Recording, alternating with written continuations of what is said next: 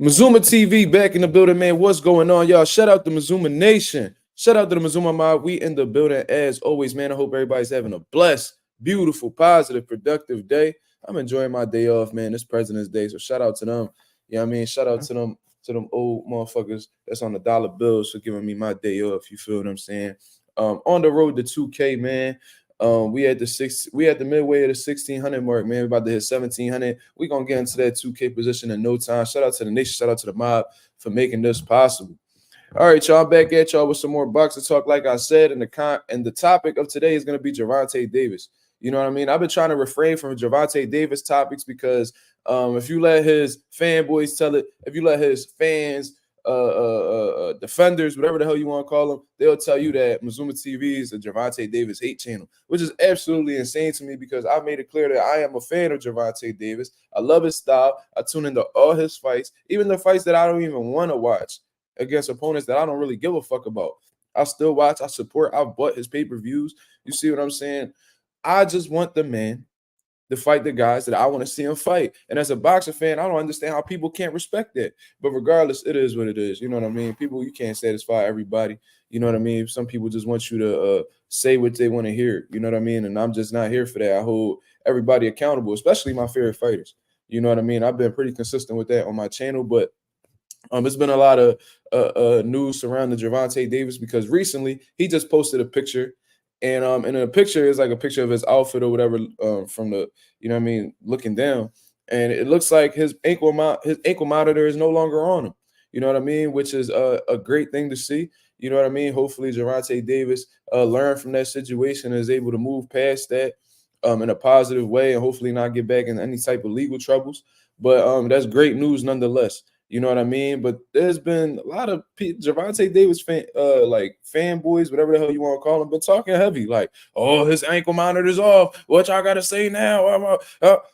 I'm like, dude, come on, man. Y'all got to come better than that, bro. I understand that y'all excited that this man got off the ankle monitor, but y'all act like this man been on an ankle monitor for 5+ years. He's only been in an ankle monitor for a few months. You know what I'm saying? So why are y'all acting like this ankle monitor being removed is such a big deal? Like so many things are going to change now.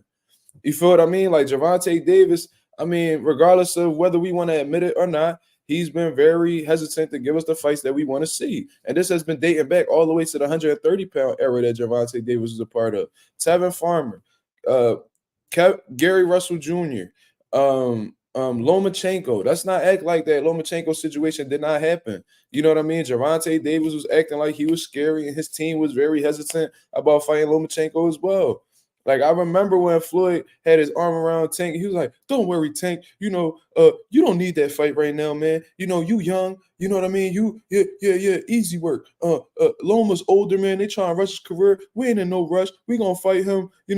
Later down the line, we gonna let that build up, and we gonna cash out on another stupid payday." And Gervonta like, "Yes, Floyd." You know what I'm saying? Just like I remember that situation, bro. And that ankle monitor was nowhere near Gervonta Davis when this happened. You know what I mean? And I'm not one of them type dudes that really forget. You know what I mean? I'm very mindful of history. You know what I mean? Because history tends to repeat itself. And it repeated itself in the 135-pound weight class as well. Let's talk about, you know what I mean? Devin Haney was there. It was pretty optimistic about fighting Gervonta Davis at 135 while he was there.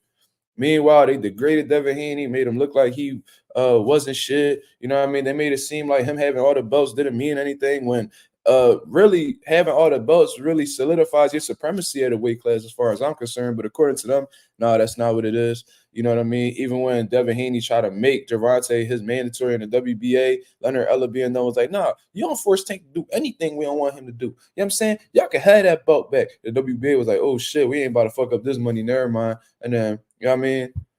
You know what I mean? They turned their back, like on some bitch shit. You know what I mean? So let's not act like these situations haven't been happening with Gervonta Davis. It's a ongoing theme with this dude. You know what I mean? Like you gave us the Ryan Garcia fight, okay, but y'all understood that y'all were at a huge advantage against Ryan Garcia in the skill set department, experience department. Ryan Garcia had a lot of flaws that Gervonta essentially Ryan Garcia was tailor made for Gervonta Davis stylistically. They knew that. They seen it was a big bag out there, and Floyd all about you know what I mean, doing legal robberies. You know what I mean? So that's exactly what that was at the end of the day. Everybody knew what Gervonta was going to do to Ryan Garcia, or what he was supposed to do to Ryan Garcia.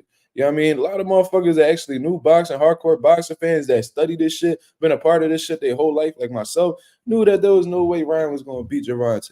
You know what I mean? Unless some miracle were to happen. But that's not too common in boxing. You feel what I'm saying? So for the people that's speaking like this ankle monitor is going to change the whole dynamic of Gervonta Davis's career, all of a sudden he's going to fight the best dudes in his division, bro, it is very unlikely. You know what I'm saying? They sent, you know, there's still that UK rumor out here that he may go over to the UK and face somebody and get a stupid bag. You know what I'm saying? But what Gervonta's team has made clear is that they're not fighting Shakur Stevenson. You know what I'm saying? I know Coach Calvin has nothing to do with Gervonta Davis's business aspect of things. You know what I mean? But he gives you a good idea of what his team is thinking. You know what I mean? Because he's a part of that team. And he said, "Why would we fight Shakur if we can't do what we do?" You know what I'm saying? Which, in other words, seems like he's not confident in Gervonta Davis's ability in knocking out Shakur Stevenson because Shakur has pretty solid defense. So why would they want to go up against that style? This is what they're telling you, bro. But of course, the Gervonta Davis fanboys, the defenders, you know what I mean, whatever the fuck you want to call them, they gonna act like they didn't hear that, and they gonna try to interpret it in a way that makes Gervonta look good. Oh no, what he meant by that is Shakur is boring, man, and he doesn't suck. Nah, bro, he told you exactly what he told you. You know what I mean, that's a hard style for Gervonta Davis, and they don't want that fight because it's not gonna let him. It's not the type of guy that's going to sit in front of Gervonta and allow themselves to get knocked out. That's what he's telling you. You feel what I'm saying? Devin Haney, Leonard Ellaby told you. Oh, they're not even in the same weight class, man. They're not even in the same weight class. Tank can make 130 if he wants to. See, you can't make this shit up, bro. This is the facts right here. You know what I mean? Y'all can say whatever y'all want. Y'all can have whatever your opinion y'all want on this situation, or even me as a channel. But everything that I'm saying has actually been out here. This is stuff that you can find on your own. I don't even need to tell you this. You feel what I'm saying? So for the people that's acting like this ankle monitor is such a huge deal, I don't think it's anything huge at all. I think Gervonta Davis, congratulations to him for getting past that little obstacle. I'm sure he's going to go into training camp and he should have a fight announcement in the summer. You know what I'm saying? May, June, July, around that situation, around that area. And most likely he's going to fight somebody that's within PBC, or somebody who wasn't even on our minds in terms of fighting. You know what I mean? But you know, they're gonna stick by their formula. They don't give a fuck about what I think. They don't give a fuck about what the hardcore boxing fans want. They made it clear that they're the A side and they're gonna move however the fuck they want to move. You know what I mean? And I mean, other news, Gervonta Davis has also put out a tweet talking about he gonna hit Teofimo Lopez in his shit. He don't even know. You know what I'm saying? So I don't know if he's talking about possibly fighting the man or running down on him in person, which Gervonta Davis has made threats about several fighters about running down on them in person and pulling up to people's cribs and all this gangster shit that this dude be talking as if he's some type of gangster. Like, Gervonta, I'm gonna keep it a buck with you, right? You've been in boxing your whole life. We understand your background about you being in foster care and you know what I mean. You having trouble at home and things of that nature. But in terms of actually being in the streets and being stamped out here, bro, Tank, you not like that, bro. You've been in the boxing gym. Coach Calvin saved your life. You know what I mean? That there was a lot of people around you that was involved in the streets and they passed away as a result. You know what I mean? And my condolences to you for that situation. But for you to be out here acting like you some type of gangster, meanwhile you got nail polish and carrying handbags and all types of shit, bro, cut it off, bro. You know what I mean? Like you not really like that. You know what I mean? You just need to refrain from the thuggery. You know what I mean? From the dumb nigga shit. In all honesty, you know what I mean. So in terms of running up on Teofimo Lopez, bro, you not on that, bro. We know that you're not on that. You're not about to fuck your money up like that, or possibly get into more legal trouble that you just got out of. Just cut it out with the gangster talk. Now, if you're willing to fight Teofimo Lopez, bro, I'm assuming that it's gonna have to be at 140.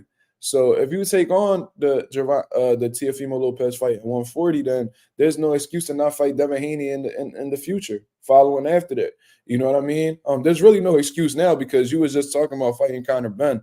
But in all honesty, don't know what Gervonta Davis is up to, bro. It got to be extremely frustrating to defend this man.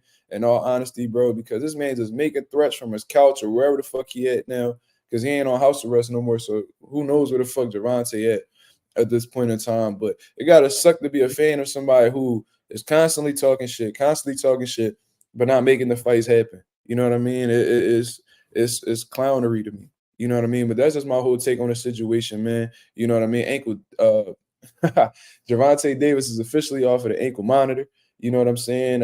It seems like he's able to move around accordingly. You know what I mean? I guess I don't know if he's on probation, but if his PO is cool with it, you know what I mean, he's willing to do whatever the fuck he needs to do in order to get his career back in order and get back in the mix. And in the process, from a tweet that I saw, he's threatening to hit Teofimo Lopez and his shit. You know what I'm saying? Insinuating that he's gonna catch him lacking. I don't know what the fuck that mean, because if you send somebody a contract, then they're not going to be lacking. They're going to be really aware of what he's talking about. So I'm thinking that he's talking about running down on Teofimo. You know what I mean? Teofimo do be running his fucking mouth. So if Gervonta were to hit him in his shit, you know what I mean? They Keyshawn knocked his daddy out. So, you know what I mean? I'm sure that Teofimo Lopez, you know what I mean, he could get hit in his shit as well. You know what I mean? And nothing will happen as a result. But we've seen people run down on Gervonta Davis and he ain't do nothing. You know what I mean? We seen Tevin Farmer run down on Tank face to face a couple times and nothing happened as a result of it. So I don't know if Gervonta really gonna come through on his word like he said, but that's just my opinion on the whole situation, man. This is Mazuma TV. Thank you very much for tuning in. Y'all leave y'all thoughts, comments, and opinions below. You know what I mean? Subscribe to the channel, hit the bell notification so you'll know, and select all notifications so you'll know each time I'm going live or posting a video. You know what I'm saying? That's my spiel for the day, man. I'll be back with another video later on and a live coming on. I'll be on live tonight as well, man. Just be on the lookout for that. I appreciate you guys for tuning in. Peace.